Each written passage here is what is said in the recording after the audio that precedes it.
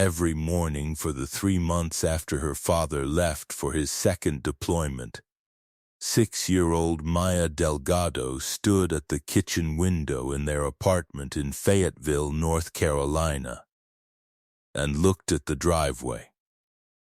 Not waiting for anything, just looking. Her mother Elena noticed it on the 4th morning, then the 14th, then the 41st.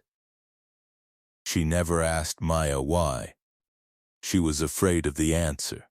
On a Tuesday in November, Maya stood at a microphone on the Family Feud stage in Atlanta and said 9 words that made Steve Harvey step away from his podium, press his handkerchief to his face, and stand with his back to the audience for 43 seconds, while a studio of 300 people sat in the quietest silence any of them had ever heard in a building with lights that bright. Maya said, "He tells me every night." On the little phone, she was talking about the voicemail her father recorded before he boarded the transport, 37 seconds long. His voice low and steady, saying her name 3 times, telling her he would be back before she knew it, and which she had listened to at bedtime every night for 91 consecutive nights. 91. Her mother told Steve that number when he asked, quietly, after he had composed himself and walked back to the microphone. He nodded once. Then he was quiet again for a long time. It was a Tuesday in November when Elena Delgado arrived at the Family Feud studios in Atlanta, Georgia, with Maya, her mother-in-law Rosa, her sister Carmen, and her brother-in-law Hector. Her husband, Staff Sergeant Daniel Delgado of the 82nd Airborne Division, was 6,000 miles away. He had been for 91 days. He would be for approximately 43 more. The countdown was precise because Elena kept it on a piece of paper in the kitchen, updating it each morning before Maya came downstairs, in a handwriting she kept small so it wouldn't take up too much space. She had applied for Family Feud in the spring, before Daniel deployed, when the application form was a reason to sit together at the kitchen table on a Sunday afternoon filling out something silly and fun while Maya drew pictures on the back of the pages. Daniel had filled in the "Why do you want to be on Family Feud?" section. He wrote, "We want to win money to finally take Maya to Disney World before she gets too cool for it." Elena had laughed until she cried. She kept the page. When the deployment date arrived in August, Daniel refolded that page and put it in Elena's hands at the airport. He said, "You're still going. Take our people and go be on TV. I'll watch the episode when I'm home." He said it like it was easy. Elena had learned, over 8 years of marriage to this man, that the ease in his voice when leaving was something he practiced. He was not easy about leaving. He was simply practiced at not showing it. Because showing it would make it harder for her, and making it harder for her was something he refused to do. Maya had held his hand at the airport for as long as she was allowed to. Then security took him, and she stood on the other side of the barrier and watched him walk away without looking back. Because he had told her once that if he looked back, he would cry. And she did not want him to cry, and she watched until he disappeared into the terminal. Then she turned to Elena and said, with absolute composure, "Mama, my tummy hurts." She was 6 years old and she was practicing. But nobody in that studio knew what this little girl had been doing every night for 91 days. The morning of the taping, Elena had dressed Maya in the family's coordinating red shirts. Maya had eaten her cereal methodically, 3 bites at a time, organized her spoon. She had asked in the car how far away Atlanta was. She had asked if they would be on the big TV or the little TV. She had asked if Steve Harvey was nice. Elena had said he was very nice. Maya had thought about this and then said, "Does he have kids?" Elena said yes, he did. Maya had nodded like this confirmed something for her and looked back out the window. In the warm-up session before taping, Maya sat in her production assistant's chair with both feet not quite reaching the floor, and watched everything with the focused attention of a child who is filing things away. When Steve Harvey walked out and the audience went wild, Maya watched him the way she watched everything, completely, carefully, without performing the excitement she might have felt.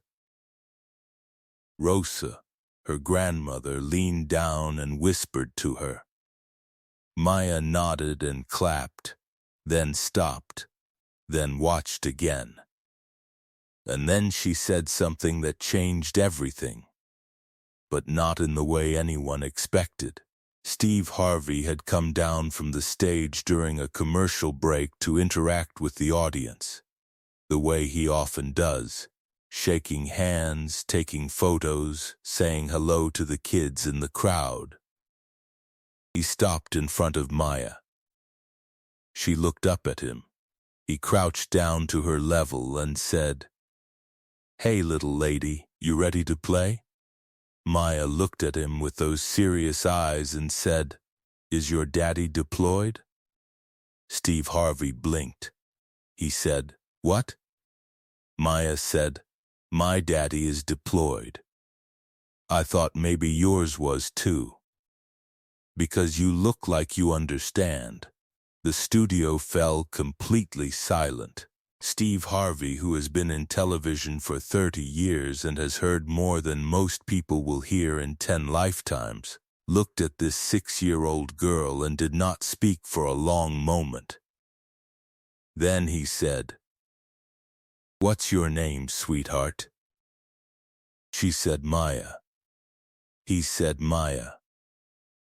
"My daddy isn't deployed, but I know what it feels like to miss somebody so much your tummy hurts." She looked at him. She said, "How do you make it stop?" He said, "Honestly, you just wait. And while you're waiting, you keep going." She considered this. She nodded. "That's what Mama says." He stood up slowly. He walked back to the stage. He picked up his microphone. And then he set it back down. He came back to Maya's row. He knelt down again. He said, "Can you tell me something? What do you do at bedtime?" And Maya told him about the voicemail. 37 seconds.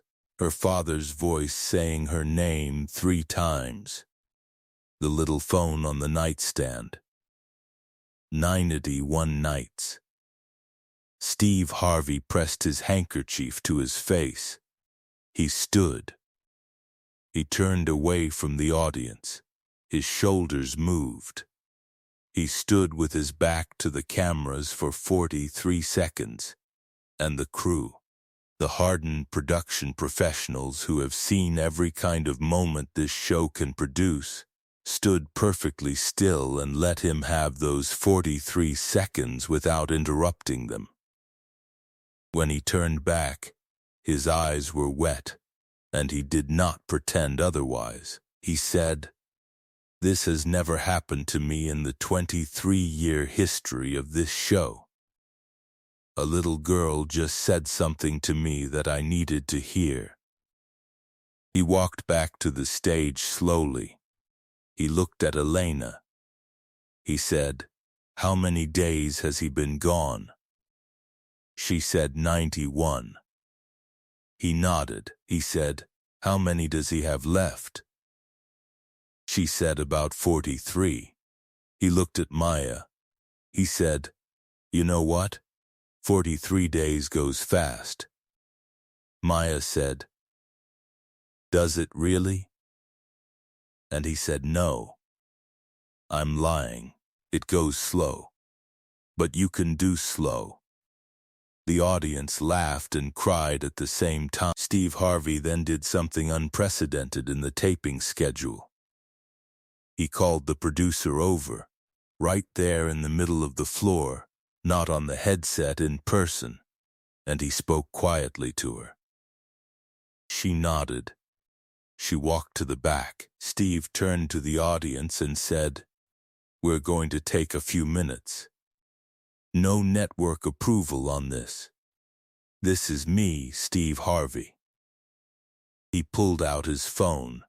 He called his personal contact at the USO, whom he had worked with for years through his foundation's military family initiatives. He said, "I need to know Daniel Delgado's unit, and I need to know if there is any way to get a live connection today. Fayetteville, 82nd Airborne." He waited. He spoke for another 2 minutes that the audience could not fully hear but could watch. He looked at Maya twice while he spoke. He hung up. He walked back to Maya. He knelt down one more time. He said, "I want to try something, okay? It might not work, but I want to try." Maya looked at him very carefully. She said, "Try what?"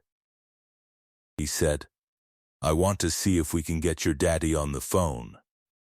Maya's face did not change immediately. She thought about it for 3 full seconds, in the way of children who are being careful not to hope too hard for things that might not happen. Then she said, "Okay."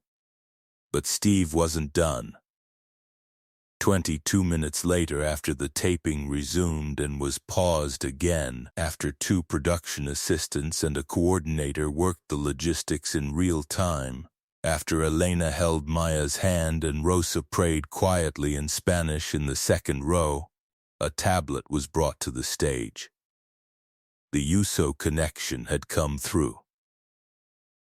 Staff Sergeant Daniel Delgado appeared on a screen from 6,000 miles away, in a base in undisclosed location, squinting slightly at the light, in his uniform. And the first thing he said was, "Maya? Baby girl? Is that you?" And Maya Delgado, 6 years old, who had been looking at the driveway every morning for 91 days and listening to a voicemail every night without complaint and practicing the composure her father had modeled for her at the airport, said, "Daddy, Steve Harvey got you on the phone." And Daniel Delgado laughed, the laugh of a man who has held it together through things the rest of us don't fully understand. And the crew in the studio cried. The audience cried. Elena held Rosa's hand.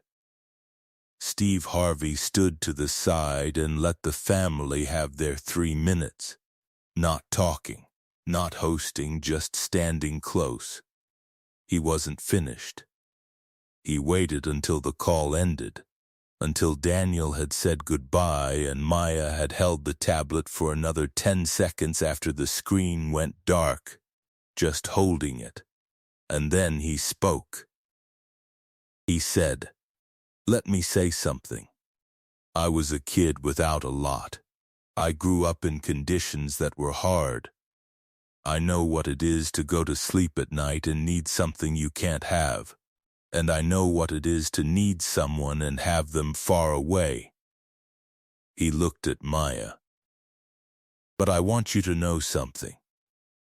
The fact that your daddy recorded that voicemail, 37 seconds, your name 3 times, That is a man telling you every night that you are the reason. You are always the reason. Maya listened. She nodded once, like she was filing it away. Steve announced that both families would receive the prize. He also announced through his foundation that the Delgado family would receive a Disney World trip, a full package, 4 nights, everything included, to be taken the week after Daniel returned home. Whenever that was, he said, because a man filled out a form in the spring that said he wanted to take his daughter to Disney World before she got too cool for it. And I think a promise like that deserves to be kept. Elena put her face in her hands. When the episode aired 13 weeks later, the 43-second Steve Harvey stood with his back to the audience became one of the most shared clips in Family Feud's 30-year history. It was viewed 380 million times. The hashtag The Little Phone trended in 31 countries for 6 days. A child psychologist wrote an essay about the moment called The Voicemail and the Window that was read by more than 60 million people. 3 months after that day, Daniel Delgado came home on a Thursday afternoon in February. Maya was at school. Elena picked her up early, without telling her why. She told the teacher there was a family thing. She drove to the house. Daniel was standing in the driveway. Maya saw him through the car window. She didn't wait for the car to stop. 6 months later, the Delgado family went to Disney World. Elena posted one photo, Daniel and Maya on a ride, his arm around her, both mid-laugh, mid-air. The caption said, "He kept the promise." A year after the taping, the Steve Harvey Foundation formalized the 37 Seconds Initiative, named for the length of Daniel's voicemail. The initiative provides technology and connectivity support for military families with young children during deployment, tablets, data plans, and guidance on recording and maintaining voice messages that children can access at bedtime.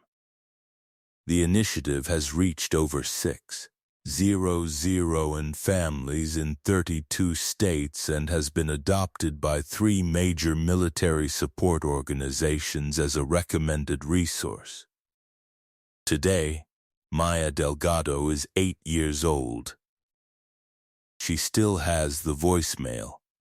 She doesn't listen to it every night anymore. But she knows it's there. She told her 2nd grade teacher that when she grows up, she wants to have a job where she checks on people who are waiting. Her teacher wrote it in a note home. Steve Harvey spoke about Maya in a keynote speech at a veterans benefit 2 years after the taping. He said, "She asked me if my daddy was deployed, because she thought I looked like I understood." He stopped for a moment. "I have been asked a lot of things by a lot of people, but that question, from that little girl, that was the most important question I have been asked in 30 years of this work, because it reminded me what this is actually for. Not the game, not the prize, the people waiting by the window." Maya Delgado went to a game show with red shirts and a serious face, looked at a man in an expensive suit, and asked him if he understood. He did. And in answering her, in stopping the cameras and making the call and keeping the promise a father made on a piece of paper in the spring, he showed 300 people in a studio and 300 million people at home what it looks like when someone in power decides to use it well. Some children wait by the window. Some children carry 37 seconds in a little phone. and listen to them every night and practice the composure they learned at airport security barriers before they even know that composure is a word. And sometimes, one honest question from a 6-year-old is enough to stop the whole room and remind everyone what they are actually for. If this story about Maya, Daniel, and the moment that stopped a game show cold moved you, subscribe to this channel and hit that thumbs up button. Share this with someone who has a family member far from home. Have you ever waited by the window for someone you missed? Tell us in the comments. And ring that notification bell for more stories that show us the extraordinary things ordinary families carry. And the extraordinary things that happen when somebody finally notices.